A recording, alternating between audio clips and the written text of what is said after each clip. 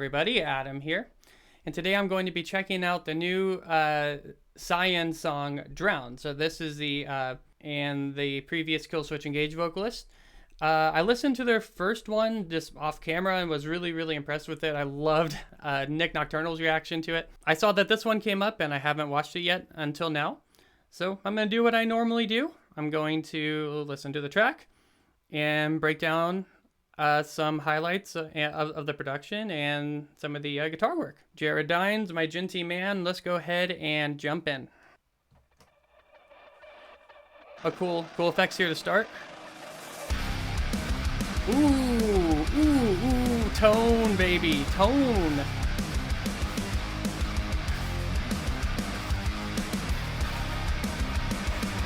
I really like the ambient work here. It's crazy atmospheric. It almost sounds like a choir.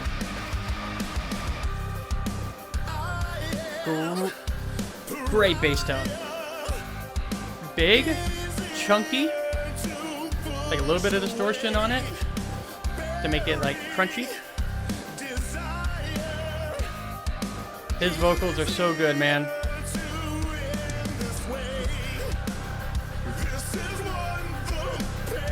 I love his like old school like metalcore voice. It really works with Jared Dines' music because he comes from that from that era of music as well.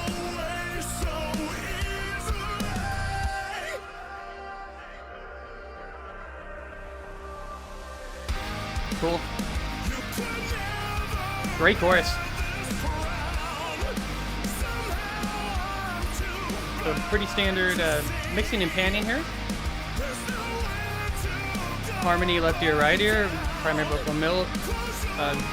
Jared, his guitar's left ear, right ear. There hasn't been any screaming yet.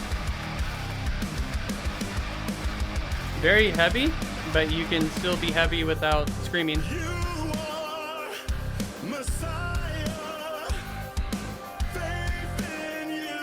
That almost sounds like a keyboard.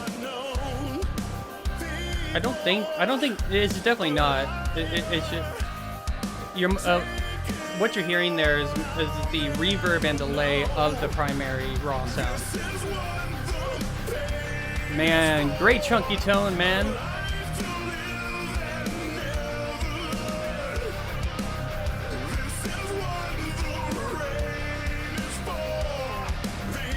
Great little ad-libs there on the electric guitar to build up his pre-chorus.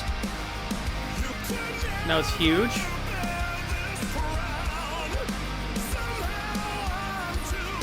Great snare tone, by the way. I haven't thought of it yet.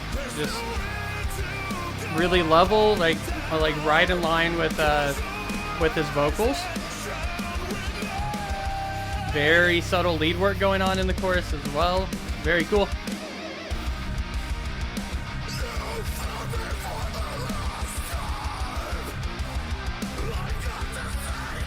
This is you move your head to this one, man.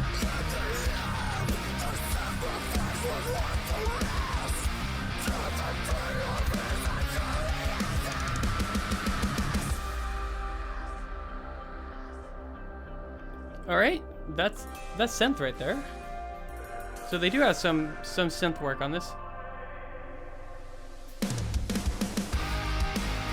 Really standard song as far as songwriting goes and structure. It was just intro, verse, pre-chorus, chorus, then you decide your standard bridge, and we're back in the chorus again.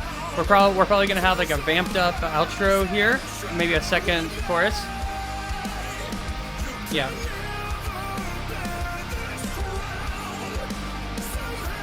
Really cool lead work, man. Perfectly placed in the mix where you can still hear it, and it still has a great subtlety to it, but it doesn't take away from the vocals.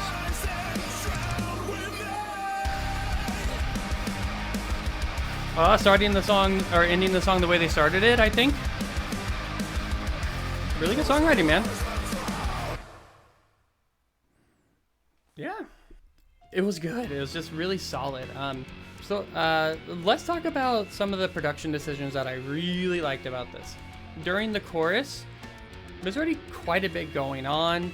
There's ambient lead, there's, you know, the normal rhythm, drums, bass, electric guitar rhythm. I think I said that. And I loved the lead lines that were in there. You kind of have to listen carefully and deeply to hear exactly what Jared Dines is playing. But if you listen in, it has this like extra like epicness, if you will, to the chorus that really fits in well with Howard's vocal. Really, really cool stuff. I liked how everything like wasn't overly produced. There's it's just a really solid like modern metal production. So like, what do I mean by that? Bass is very noticeable. It's front and center. Even during sections where it's full band and where the electric guitar doesn't come in. When the electric guitars do come in, they're not overpowering the vocals or the bass or the drums in any way. The drums were like, I felt like the drums were really interesting on this, like really good tone throughout everything.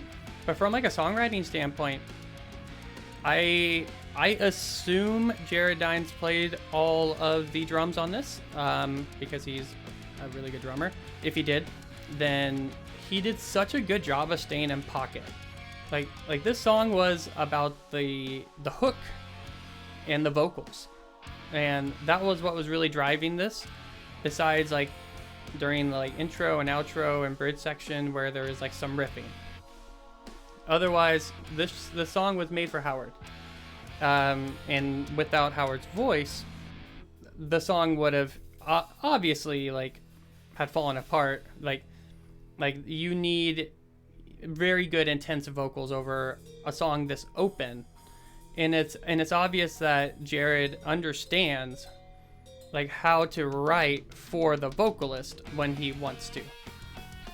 It isn't just like a bunch of technical writing like from the bass, drum, and electric guitar, and he's very capable of doing all three very proficiently and technically.